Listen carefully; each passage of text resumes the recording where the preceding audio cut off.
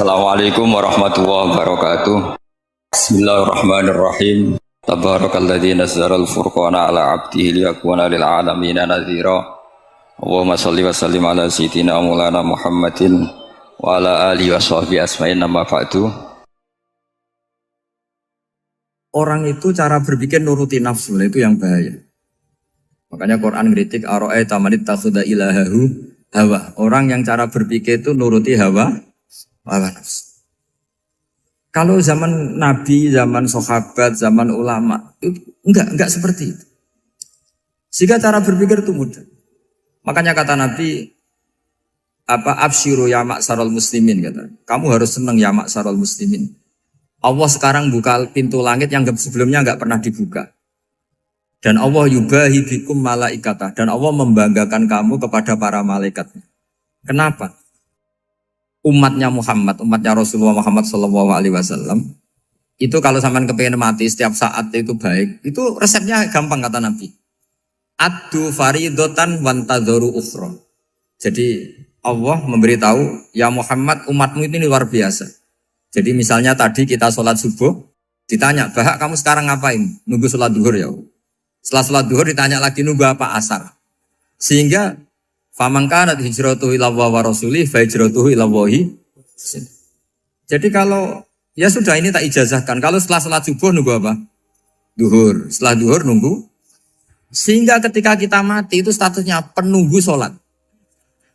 Tapi kamu kan enggak miskin. Kenapa? Penunggu kaya. Nah, itu enggak masuk surga itu. Penunggu kemapanan. Berarti kan menunggu sesuatu yang seleranya nafsu. Beda kalau penunggu sholat. Berarti kamu di dunia menunggu ritual ibadah. Maka di antara ijazahnya Nabi apa? Addu faridotan wantadzoru ukhra. Melakukan satu fardu. Kemudian kita menunggu tugas berikutnya. Jadi niati saja setelah subuh nunggu apa? Duhur. Setelah duhur, meskipun kita di perapatan. Apa? Nunggu asar. Ya.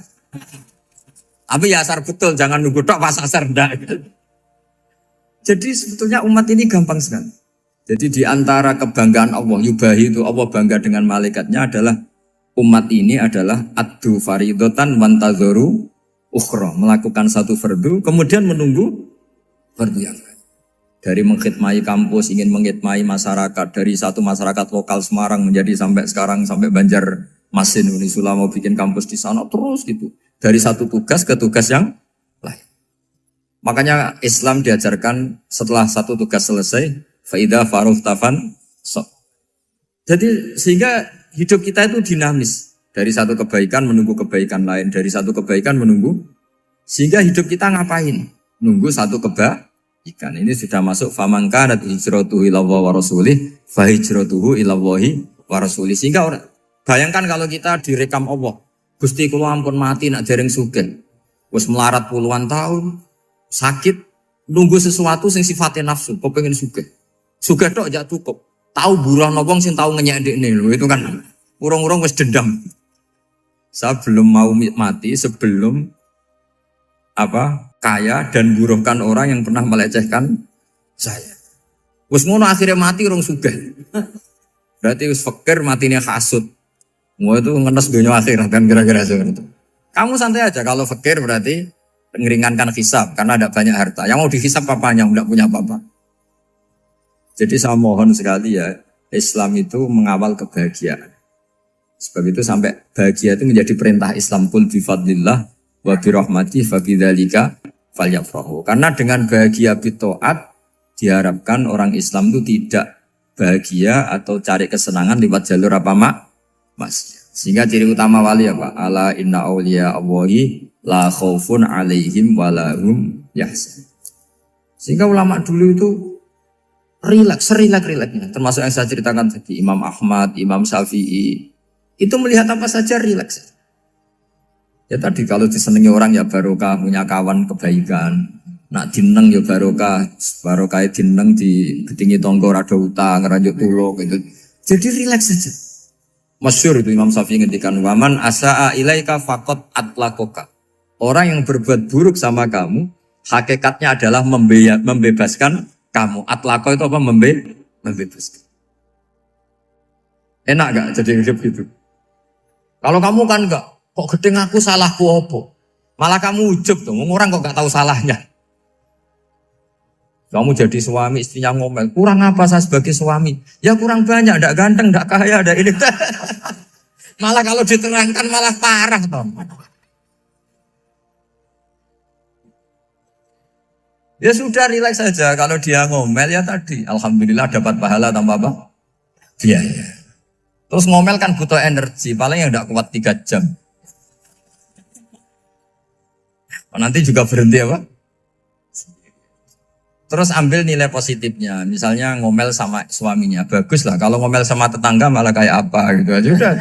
Jadi ulama dulu itu gampang sekali melihat melihat hidup. Rasulullah ya gitu, melihat hidup tuh gampang saja.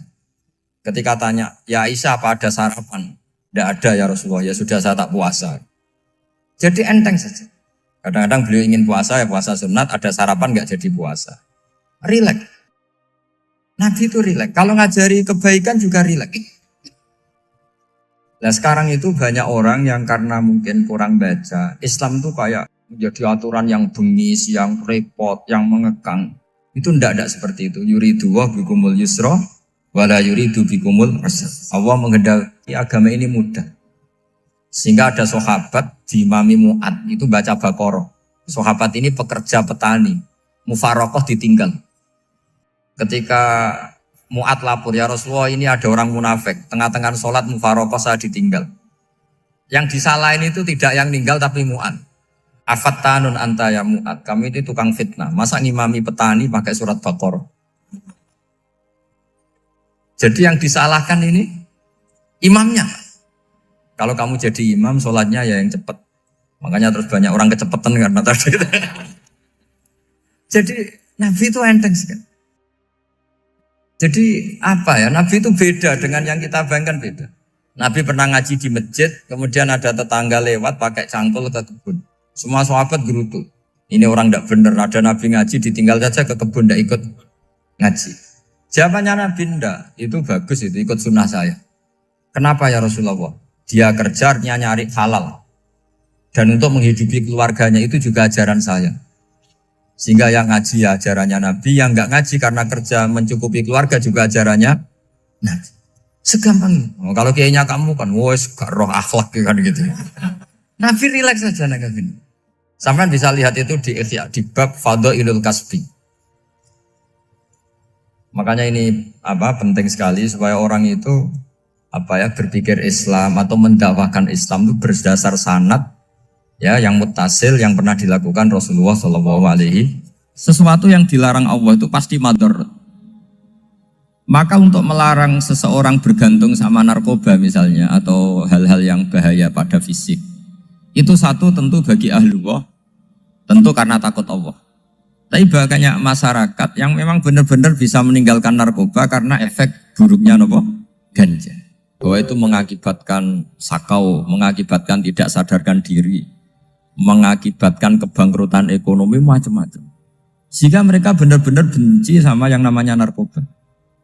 Jadi di antara manhajul Quran itu kalau mentakbih, memburuk-burukkan maksiat itu mesti dikritik innahu kana fahisyah. Innahu kana fahisyata wa maqta wa sa'a sabila. Innahu kana fahisyata wa sa'a sabila. Diulang beberapa kali.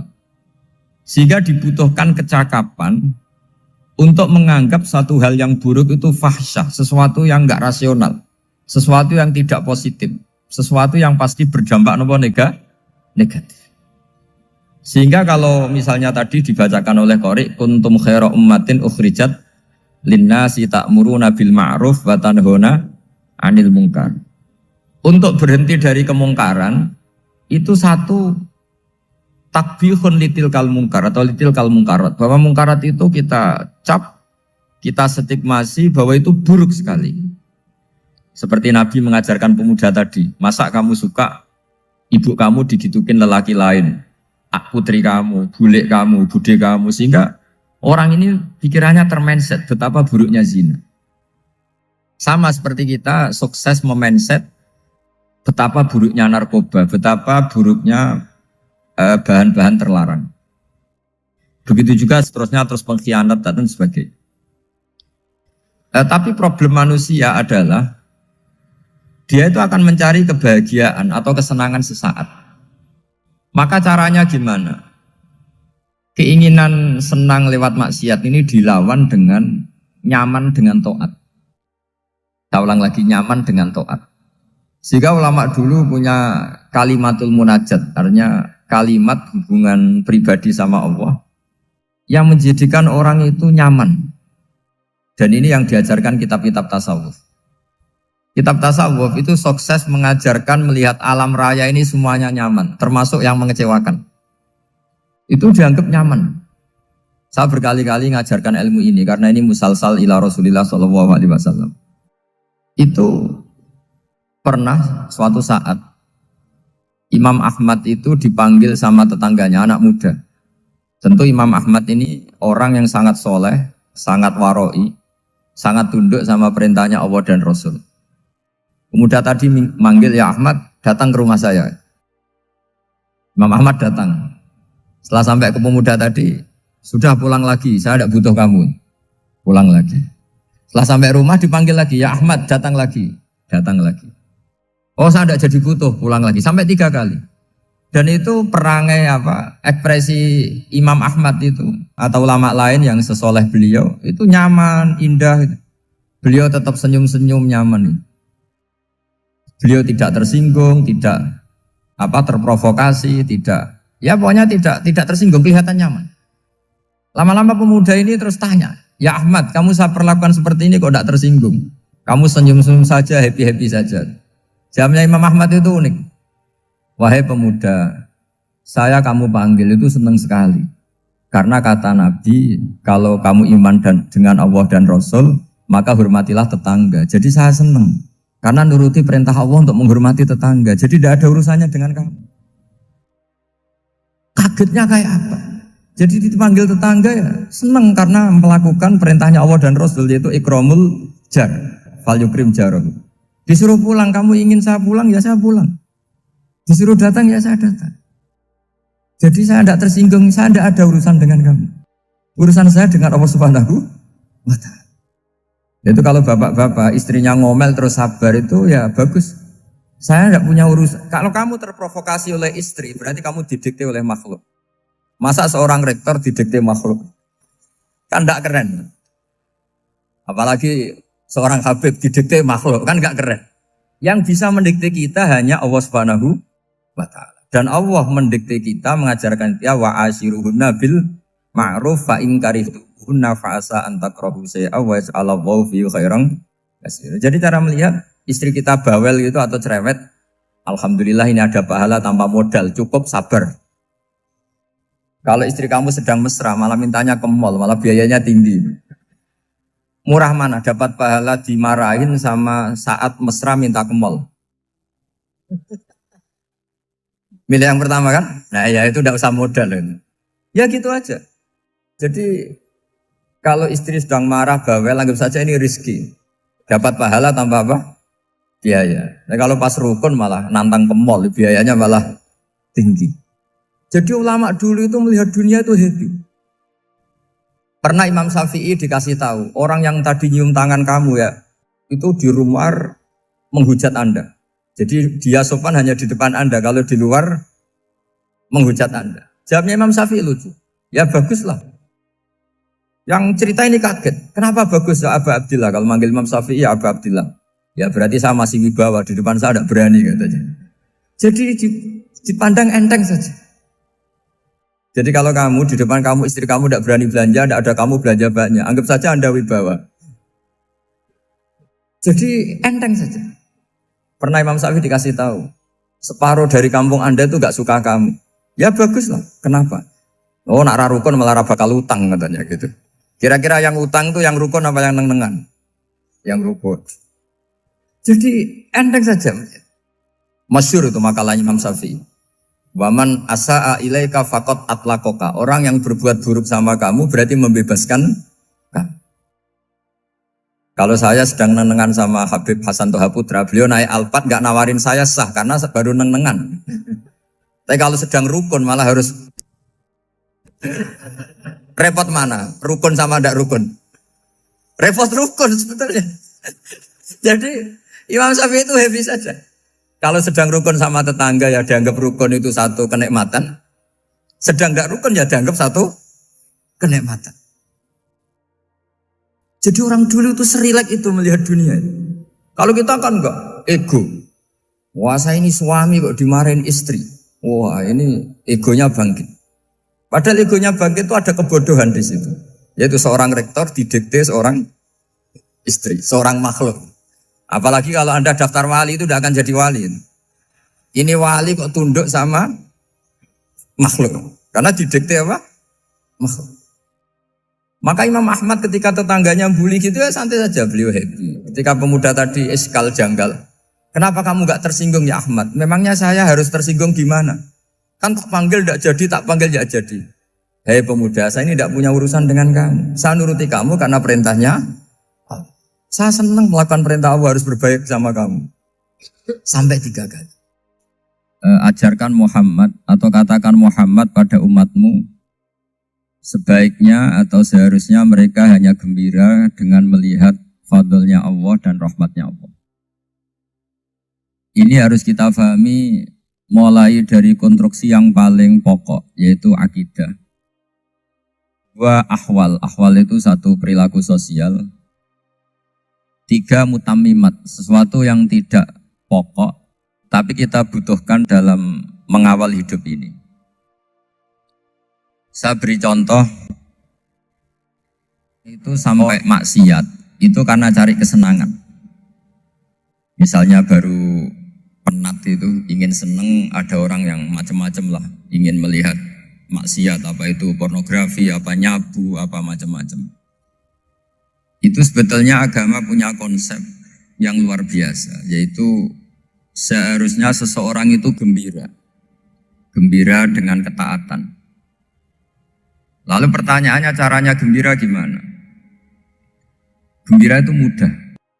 Jadi misalnya kamu sujud sama Allah Subhanahu wa taala. Terus cara berpikir begini. Ini sekaligus ijazah. Cara berpikir begini.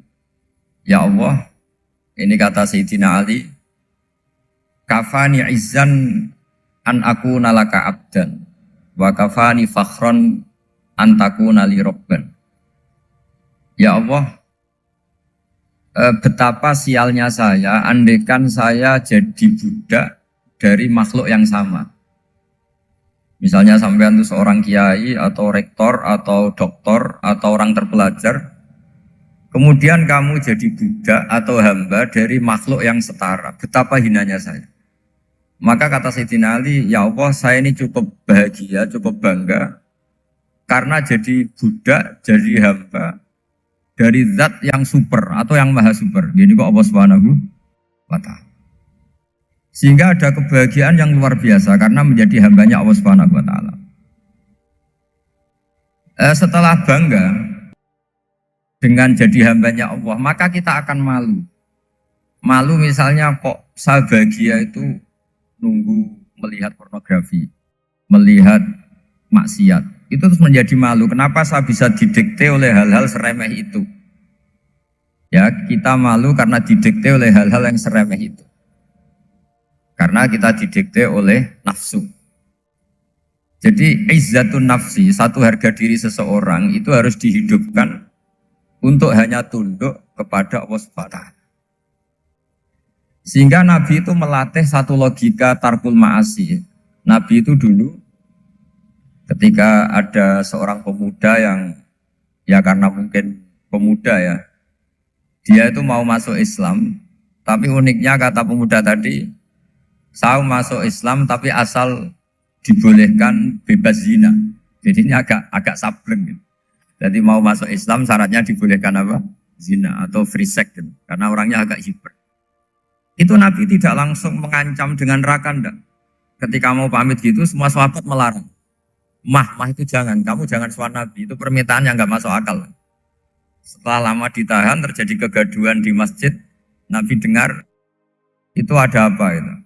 Itu ada pemuda yang mau masuk Islam tapi yasta'dzinuhu fi zina. Tapi mereka minta izin Nabi untuk tetap boleh zina. Kata Nabi, pemuda itu suruh masuk, suruh menghadap saya. Ketika menghadap Nabi, saya ulang lagi ketika menghadap Nabi, Nabi mengajarinya itu luar biasa. Nabi tidak langsung mengancam dengan neraka atau dengan azab tunda. Tapi kata Nabi, atuhibbuhu li ummik. Kamu suka kalau ibu kamu itu jadi demenannya orang banyak. Pondok ya Nabi, yang demen ibu saya tak bacok kan. Karena ini ya agak preman, di mana-mana orang nakal agak preman. Terus atuhibbuhu li bintik. Kamu suka kalau putri kamu ya digitukan orang-orang. Oh ya enggak Nabi, yang gitukan putri saya tak bacok. Atuhibbuhu li kholatik. Kamu suka kalau bule kamu digitukan. Atuhibbuhu li ammatik. Kamu suka kalau saudara bapak kamu digitukan. Nabi itu mengeset ya. Cara sekarang itu cuci otak mungkin. Nabi itu meluruskan otaknya anak muda itu. Betapa buruknya zina. Cara bahasa Arab ditakbih. Betapa buruknya zina. Kamu suka kalau korbannya ibu kamu, putri kamu, bude kamu, bule kamu. Sehingga orang itu matur ya hasbuka ya Rasulullah, ini sudah cukup. Saya tidak pernah melihat sesuatu seburuk zina. Jadi fa'al qawwa fi qalbihi bughda zina. Kemudian Allah meletakkan di hatinya, menanamkan benci zina. Sehingga akhirnya pemuda tadi menjadi iffah, menjadi menghindari zina. Artinya begini ya, ini mungkin yang lolos dari para kita sebagai dai, kita tidak belajar banyak tarbiyahnya Rasulullah Shallallahu Alaihi Wasallam. Jadi kalau kita benci maksiat, itu jangan hanya ditakhzir, ditakutkan neraka itu enggak. Jangan hanya itu, tapi di logika. Jadi kalau kita menghindari maksiat, itu selain karena takut azab, itu ada logika. Ada rangkaian pikiran yang menjadikan kita anti satu perbuatan apa maksiat. Jadi misalnya gini ya, kira-kira ginilah kalau contoh gampang itu.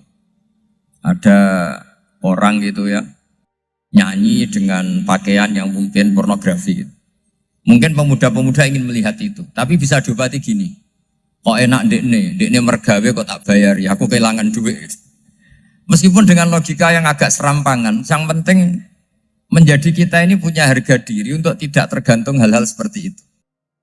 Sehingga Nabi itu cara menggambarkan tadi mulai atuhibbuhu li ummik, kalau ibu kamu jadi demenannya orang lain. Pemuda tadi bilang yang demen ibu saya mau saya bunuh. Ditambah lagi atuhibbuhu li bintik. Bagaimana kalau korbannya putri kamu, bule kamu, bude kamu. Sehingga terus si pemuda tadi betapa buruknya zina. Betapa murahnya zina. Akhirnya pemuda tadi al-qawwa fi qalbi bughda zina. Terus kemudian pemuda tadi itu sangat membenci dengan apa? Berzina. Nah, pikiran-pikiran seperti ini harus kita tanamkan. Harus kita tanamkan supaya orang itu benci melakukan maksiat. Karena satu memang takut sukhtuwah, takut dibendu Allah atau dibenci Allah. Dua memang logika kita mengarahkan tidak maksiat. Saya beri contoh ya betapa pentingnya mindset ya, cara berpikir. Orang itu menjadi kikir itu karena nganggap hidup itu lama dan uang itu penting. Kalau zaman Nabi itu sederhana kalau melihat hidup ini. Pernah suatu saat Nabi itu punya jatah makan karena Nabi itu hidupnya juga pas-pasan. Jadi Nabi itu unik. Beliau di satu sisi kaya raya, bisa ngurmat Abu Hurairah, Ammar, Suhaib. Ashabu Sufa itu dirawat Nabi semua. Itu kan kaya, bisa merawat sekian orang. Tapi di sisi yang lain untuk pribadinya beliau miskin. Kadang nggak bisa makan hari itu. Tapi di saat yang sama bisa merawat Ahlus Sufa. Jadi keliru kalau orang hanya cerita Nabi itu miskin, untuk makan dirinya aja susah. Itu keliru. Kelirunya kalau tidak diteruskan, tapi Nabi mampu menghidupi Ahlus Sufa. Singkat cerita jatah makannya Nabi itu dikasihkan orang ketika Nabi tanya, ya Aisyah, makanan jatah saya di mana? Oh ya Rasulullah, tadi ada orang minta tak kasihkan, maka makanan itu habis. Apa kata Nabi? Kamu salah Aisyah. Yang kamu kasihkan itu justru yang masih. Ya yang kamu kasihkan itu justru yang masih.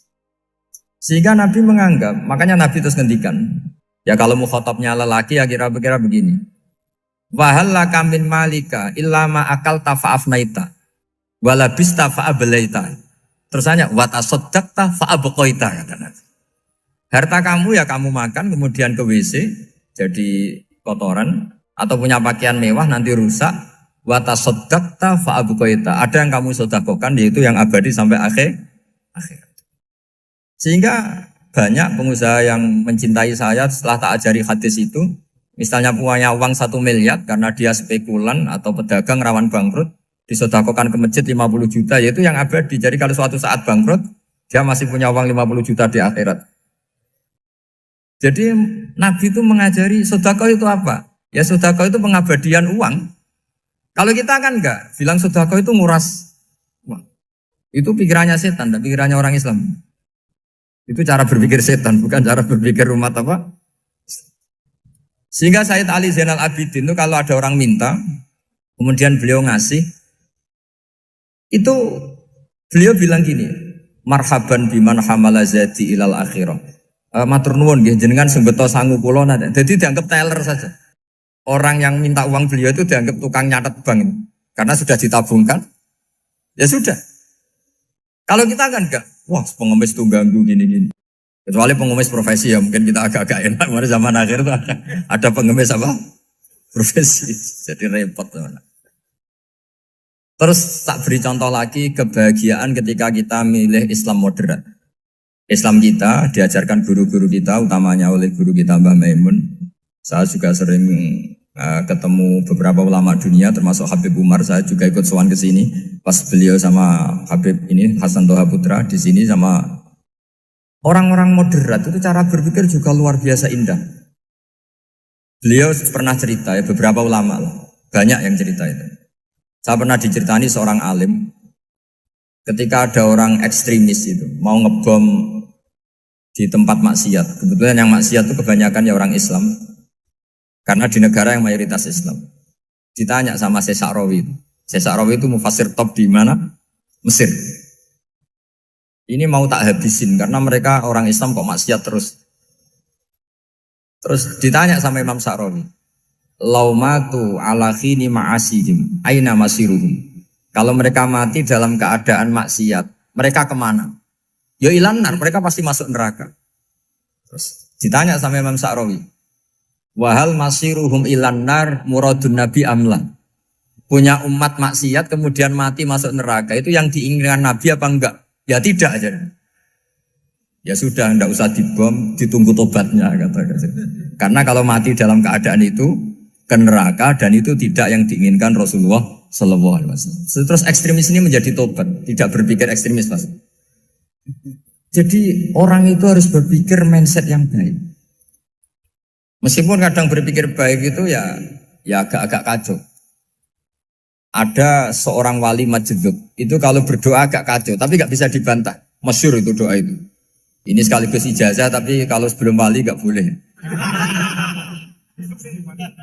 Itu datang ke makamnya Rasulullah SAW. Terus doanya itu begini. Ya Allah, sekarang terserah engkau. Ya Allah, sekarang terserah engkau. Jika saya kamu jadikan orang soleh, jika saya engkau jadikan orang soleh, maka surra habibuk, maka kekasihmu ini senang. Yang susah musuhmu yaitu setan. Tapi kalau engkau menjadikan saya orang fasik, maka yang susah kekasihmu, yang senang musuhmu. Jadi kan punya dua pilihan itu. Wah itu kan doa tapi kayak teror itu. Ya jadi berdoa di Raudhah. Wah itu pasti mandi itu karena agak-agak maksa Tuhan itu. Ya Allah, engkau punya dua pilihan. Jika saya jadi orang soleh, maka kekasihmu ini senang. Musuhmu yang susah, yaitu setan. Tapi jika saya jadi orang fasik, maka musuhmu yang senang, kekasihmu yang susah. Mohon terserah jenengan, mau menyenangkan kekasihmu, apa menyenangkan musuhmu? Gitu. Kira-kira gimana? Kalau tertarik boleh doa itu dipraktekkan. Tapi kayaknya kalau copy paste itu gak keren, apa? Jadi dulu orang itu muamalah sama Allah dan Rasul itu rileks. Rileks itu nyaman karena ya tadi kul bi fadlillah wa bi rahmati fa bidzalika falyafrah. Sehingga Imam Izzuddin bin Abdissalam itu ngendikan innalladzina yarmunal muhsanatil ghafilat. Di antara kebaikannya ibu-ibu atau mbak-mbak ini harus berstatus ghafilat. perempuan-perempuan pelupa. Ghafilat itu pelupa. Pelupa dari kenikmatan maksiat sehingga mereka dengan taat. Misalnya ada ibu-ibu atau mbak-mbak atau juga bapak-bapak tahajud, kemudian nyaman dengan tahajud itu. Kira-kira terbersit enggak ingin maksiat? Enggak kan, karena sudah nyaman dengan tahajud, dengan taat. Maka dibutuhkan kenyamanan dalam beribadah. Sebab itu ala bidzikrillahi tatmainnul qulub. Makanya saya termasuk kiai yang setiap ngaji itu happy, seneng. Karena ini untuk kampanye, seneng dengan ngaji, dengan taat itu sudah luar biasa. Kayak apa kalau mereka senengnya kalau nunggu melakukan maksiat. Jadi termasuk bentuk perlawanan kita terhadap maksiat adalah usahakan kamu tuh bahagia, seneng dengan taat. Istiqnas billah, mu'anasah billah, farah billah, itmi'nan tumaknina billah. Sehingga ini mencukupkan kita tidak berkebutuhan maksiat. Meskipun kita ya manusia, pasti suatu saat atau sudah pernah maksiat. Serasa diceritakan lah, ini gue mesti gitu. Lah orang-orang dulu itu orang yang sukses mengelola bahagia ma'allah wa billah walillah. Jika wali-wali dulu itu jadi wali itu tidak mesti karena ibadahnya banyak, itu enggak. Mereka orang yang ibadahnya itu biasa. Biasa-biasa sekali. Ulama-ulama dulu ibadahnya biasa sekali. Tapi qulubuhum ma'allah, hatinya itu ma'allah.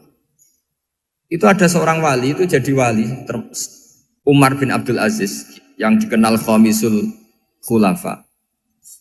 Khamisul khulafa. Di luar khulafa ar-rasyidin 4, di antara yang soleh adalah siapa? Umar bin Abdul Aziz. Itu ketika mau meninggal, itu senangnya bukan main. Itu semuanya nangis, beliau senang. Terus tanya, kenapa kamu senang? Memangnya saya kalau mati itu kemana aja? Ila khairi madhubin ilah, ke zat terbaik. Dibang urip mbek kowe bulet atau mbek arhamur rahimin gitu. Yaitu Allah Subhanahu. Jalaluddin Ar-Rumi ketika mau meninggal itu muridnya nangis semua, beliau marah. Kamu harusnya pesta karena saya mau ketemu kekasih saya, malah kamu tangisi, goblok sekali kamu katanya. Jadi orang-orang dulu itu luar biasa. Karena tadi mereka tidak ingin ketemu Allah itu dianggap problem. Harus sesuatu yang membahagiakan. Makanya wali-wali itu kalau berdoa begini. Wa khairu ayyami yauman alqa kafih, dan jadikan hari terbaikku adalah hari ketika saya ketemu engkau ya. Pernah dengar doa itu? Wa khairu ayyami yauman alqa kafih, dan hari terbaikku adalah hari saat ketemu engkau. Aman kan enggak? Sampai mati ku wedi. Saya tidak tahu wedi dosa apa wedi Israel apa wedi malaikat siapa? Mungkar nakir. Sebenarnya tidak perlu seperti itu. Karena cara pandang Nabi itu ini bisa dipraktekkan. Kalau kamu orang baik, mati artinya apa? Ya baik. Karena husnul khotimah. Kalau kamu orang yang buruk, itu kata Nabi, anggap saja mati itu akhir dari keburukan kamu. Nah, aku urip terus, malah maksiat terus. Maka Nabi itu kalau ngajari kita berdoa gini, Allah maj'alil hayata ziyadatan li fi kulli khairin wal mauta rohatan li min kulli syarri. Ya Allah, kalau saya hidup, ya anggap saja ziyadah fi kulli khairin, berpotensi nambahi kebaikan. Kalau saya mati, anggap saja ini akhir dari segala keburukan. Maka saya berkali-kali, banyak tradisi ulama-ulama NU, ulama-ulama pesantren, ya ada hanya NU, pokoknya ulama-ulama alim. Itu kalau ada orang mati, orang nakal gitu mati, ini saya gitu. Itu hadirin mesti gak terima. Wapi enang itu wong wakal. Tapi dipaksa sama kiainya, saya gitu. Lama-lama dipaksa. Saya gitu. Padahal yang hatinya kiai, wis ra iso maksiat meneh, wis saya gitu. Karena dengan mati berarti saya sudah tidak bisa maksiat lagi. Jadi Nabi melihat hidup dan mati itu segampang itu. Kalau al-hayata ziyadatan li fi kulli khairin wal mauta rohatan li min kulli syarr. Coba kita ke depan itu kan ada potensi zina, potensi korupsi, potensi maksiat. Yang bisa menghentikan potensi itu apa coba? Mati ya, udah pinter dia. Sudah maju berarti. Berani mati? Berani. Tapi jangan di sini ngel-ngelo panitia. Artinya yang selama ini kita risau dengan kematian, dengan apa? Nabi ngajari kita tadi. Allah maj'alil hayata ziyadatan li fi kulli khairin wal mauta rohatan li min kulli syarr. Ya Allah, jadikan hidup ini sebagai bekal menambah kebaikan, dan suatu saat kalau saya mati, semoga itu akhir dari segala keburukan. Jadi artinya Nabi itu ngajari kita itu positif terus. Sama seperti ulamanya tadi. Nak lagi rukun mbek tonggo ya sanggep ae kanca keapian. Nak nenengan ben ra utang ngoten. Dadi pokoknya penak terus itu. Nak bojo lagi ngamuk, alhamdulillah gak ngajak blonjo. Nak pas rukun ya alhamdulillah kok lagi rukun. Jadi gampang semua. Makanya ada seorang alim itu ngendikan begini, ada yang tanya. Saya tuh dulu ketika kaya, teman saya sering main ke saya. Setelah saya miskin, gak ada teman-teman yang ke saya. Dikira si Habib ini kebetulan orangnya Habib itu mendukung keluhan dia. Ternyata enggak. Si orang alim itu bilang gini, malah bagus toh gitu. Kowe wis melarat buruhe wong. Ya sudah kamu miskin, buruhnya orang lain. Misalnya tukang manol di pasar atau tukang becak. Kemudian teman-teman kamu datang, malah kamu malu tuh jadi tontonan. Bagus kalau mereka lupa, pas kamu miskin tidak ada yang lihat katanya. Jadi apa ya, dianggap enteng saja gitu. Akhirnya orang ini nggak jadi ngeluh. Selama ini kan kita ngeluh ya, ketika miskin teman-teman nggak datang. Coba kalau mereka datang pas kamu buruh bikin foto di orang lain, mantan bos buruh, malu gak? Milih datang kepada? Nggak lah, sudah bener itu. Jadi ulama dulu itu makanya sering baca biar tahu solusi hidup. Jadi ulama dulu tuh gampang sekali melihat kehidupan itu. Gampang sekali, indah, gampang. Kebahagiaan ini pula yang harus kita latih dalam melakukan ketaatan. Tapi memang obsesi saya terbesar atau cita-cita saya terbesar memang setiap ngaji saya ingin orang mukmin semuanya itu bahagia. Dengan bahagia itu mereka tidak neko-neko ingin mencari kebahagiaan lewat jalur apa maksiat. Sehingga dalam konstitusi ulama yang ditulis di kitab-kitab usul fikih, dan itu kitab yang saya kaji, selalu saya kaji, itu membela-bela sesuatu yang mubah itu sampai luar biasa. Karena melihat mubah itu, misalnya Anda tidur itu berstatus mubah, Anda bermain catur berstatus mubah, Anda rileks sama teman jagongan semalam dengan teman rektor atau dosen atau yayasan itu, melihatnya bukan mubah tapi tarkul maksiyah. Misalnya saya semalaman asik musamarah itu jagongan malam sama Habib Toha Al-Munawwar. Itu Allah ngitungnya bukan, wah ini jagongan ngalor ngidul tidak penting tuh enggak. Malam itu bahak tidak ke dugem, tidak ke tempat maksiat. Sehingga ada ulama yang mengatakan mubah itu enggak ada. Saya ulang lagi, mubah itu enggak ada. Kan umumnya ulama bagikan wajib, ya kan, haram gitu.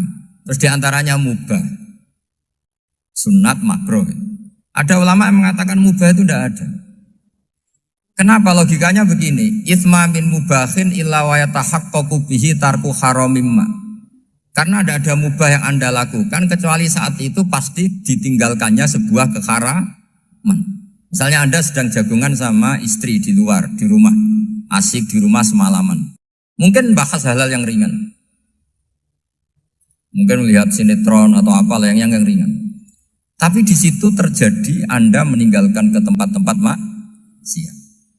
Sekarang ninggal maksiat itu wajib apa mubah? Wajib.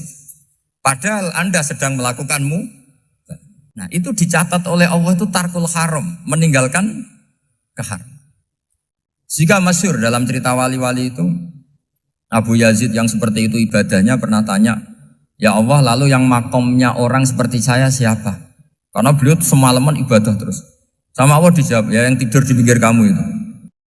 Abu Yazid, loh kok bisa ya Allah? Dia kan tidur terus. Ya kan dia tidur berarti meninggalkan keharaman. Ngomong sing potongan tukang maksiat itu apik turu apik melek kira-kira. Apik turu. Timbang sama nak melek pola wis turu ae kira-kira gitu. Jadi enggak usah dipaksa tahajud, dipaksa qiyamul lail itu. Iya kalau qiyamul lail. Kalau dapat informasi, ke sini ikut saya terus katut kan repot. Jadi perlawanan terhadap maksiat itu sebetulnya gampang dalam Islam karena tadi nggak ada sesuatu yang mubah kecuali saat dilakukan berakibat meninggalkan keharaman. Mudah sekali. Jika banyak orang jadi wali itu karena melakukan mubah. Itu ada orang jadi wali itu karena sering makan. Ya makan-makan biasa itu. Karena ketika makan, ya Allah, betapa doifnya saya. Katanya saya presiden, katanya saya rektor, saya kiai. Ternyata kalau nggak makan tuh lemes. Apa hebatnya makhluk yang bergantung makhluk yang lain, yaitu makanan. Nah karena seperti itu terus dia al-laja ilallah, terus dia sungkeman ning Allah. Betapa lemahnya saya. Sebab itu ketika Quran mengkritik dan dengan tanda kutip kemungkinan Tuhannya Isa bin Maryam, itu ngeritiknya sederhana Quran itu. Mal masih ibnu Maryam illa rasul qad khalas min qablihir rusul wa ummuhu siddiqah kana yaqulanit ta'am. Isa itu tidak Tuhan, wong dia makan.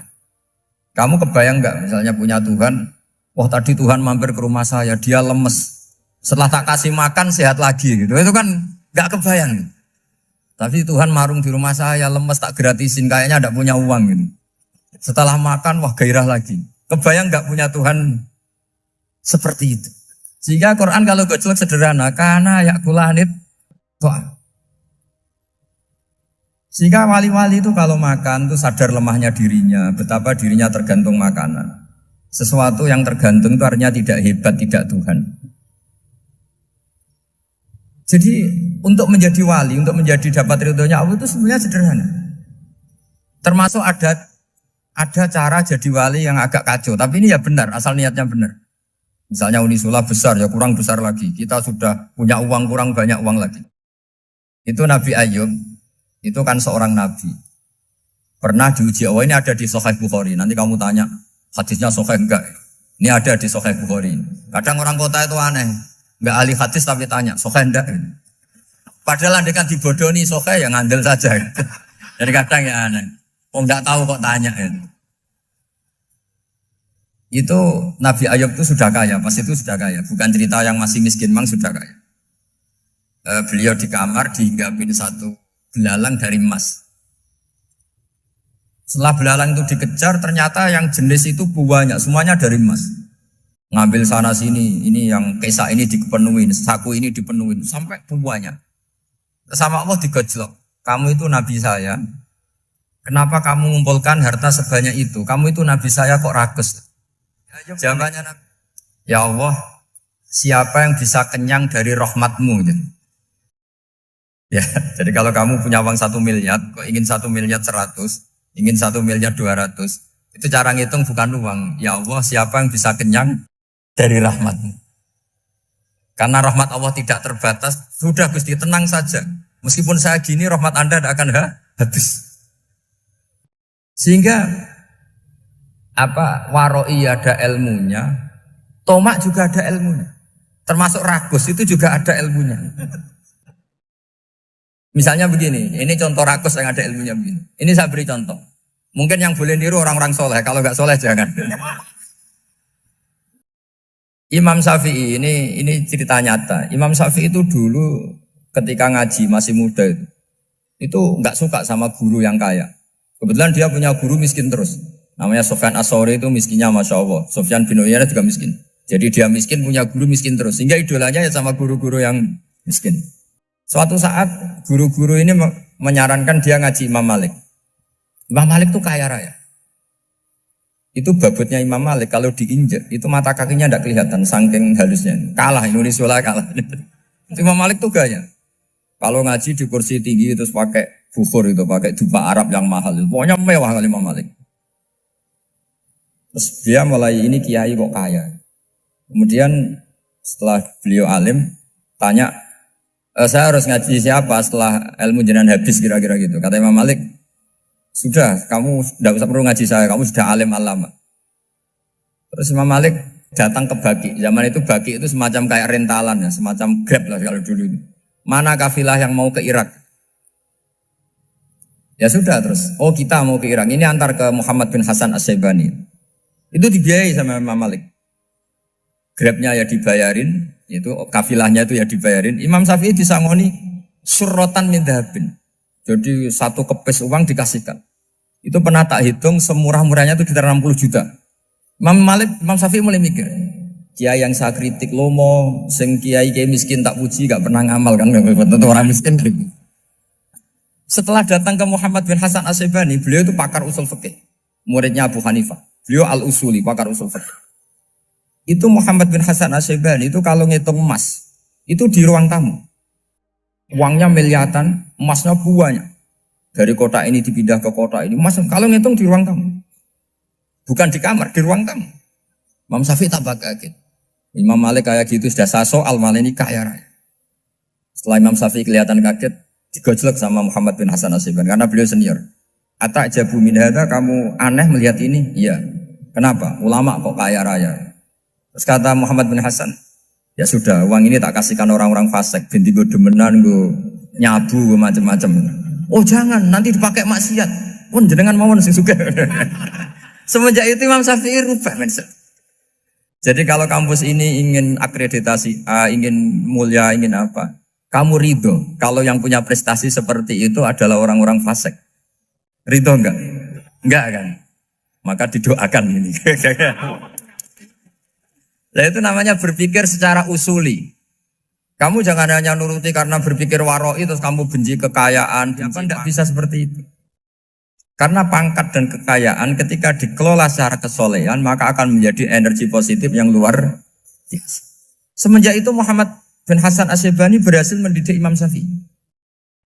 Sampai akhirnya keterusan Imam Syafi'i berpendapat kalau orang Islam bisa bikin rumah tingkat kok punya rumah reot itu haram. Akhirnya keterusan. Kalau bisa jadi bupati kok jadi ketua RT juga haram. Karena al-Islam ya'lu wala yu'la alaih. Islam itu luhur bukan bisa diluhurin. Sehingga rata-rata orang Syafi'iyah termasuk kiai-kiai Indonesia itu rata-rata ya agak-agak politikus. Ya agak-agak kedonyan, mungkin sebagian kedonyan tenan gitu. Karena gak ridho gitu loh. Kalau kesempatan itu dikuasai orang fasik kemudian menjadi kekuatan maksi. Coba kalau bupati itu orang yang fasik. Kemudian programnya supaya rakyat seneng semalaman dangdutan yang purno misalnya. Supaya rakyat seneng dibolehkan dugem, dibolehkan judi. Tapi kalau yang jabat orang soleh kan ada beberapa perda yang menolak penyakit apa? Masyarakat. Jadi kamu jangan melihat bahwa kepangkatan ini hanya sebagai alat korupsi, alat otoriter, enggak. Asal kena orang soleh, maka ini menjadi energi kesolehan atau energi positif. Sebab itu ketika Allah muji para nabi yang soleh, diantaranya disifati apa? Faqad ataina ala Ibrahim al-kitab wal hikmata, terus ayat wa atainahum mulkan azim. Dan Nabi Ibrahim dan keluarganya tak kasih kerajaan yang besar. Nah sekarang masih banyak orang yang cara pandang ngapain bikin unisula yang megah, ngapain berambisi punya akreditasi A dan sebagainya. Menyoal seperti itu salah secara usul fikih. Karena cara usul fikih kesempatan yang baik tentu harus diperjuangkan oleh orang-orang yang soleh. Karena ini supaya jadi otoritas yang positif. Itu dulu ada latihannya. Jadi orang dulu itu gampang sekali ketika milih miskin ditanya, kenapa miskin? Saya ingin hisab saya ringan. Tapi ketika mereka kaya yang soleh, supaya harta ini tidak dipakai orang yang nanti dipakai maksiat. Kita misalnya orang soleh mau pangkat, karena kita ada ridho, kepangkatan itu dipegang orang maksiat, kemudian menjadi energi maksiat. Begitu juga seterusnya. Maka ulama dulu itu rileks. Sampai Nawawi Al-Bantani itu nanti bisa dicek di tafsir. Qul hal yastawil ladzina ya'lamuna wal ladzina la ya'lamun. Beliau muji-muji ulama. Kemudian ada seorang yang agak hasut mungkin. Tanya begini. Hebatnya ulama itu begini-begini. Terus ditanya, tapi kenapa kita sering melihat ulama ngantri proposal di rumahnya bupati kan? Sementara bupati nggak pernah datang ke ulama ngaji ihya. Jawabannya Imam Nawawi itu unik. Ya karena ulama itu tahu gunanya uang, sehingga nyari uang untuk pondok, untuk masjid. Sementara bupatinya tidak tahu gunanya ilmu, maka tidak pernah ngaji. Jadi ya ringan saja. Jadi ya sudah seperti itu. Jadi kalau ada ulama kedonyan, anggap saja karena tahu gunanya uang.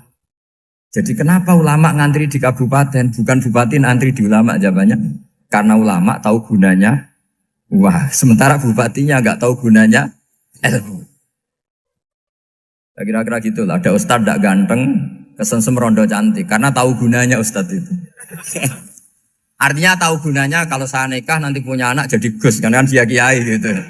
Tapi rondonya raro gunanya dia karena miskin gitu. Jadi ulama dulu itu rileks. Rileks, menafsirkan apa saja itu rileks, termasuk saat terpojok. Itu rileks. Karena semuanya dianalisis pakai ilmu.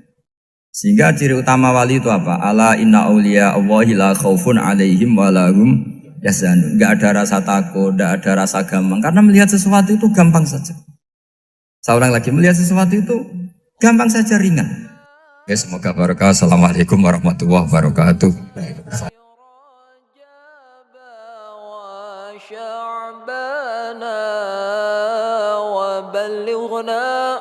رمضان واغفر لنا ذنوبنا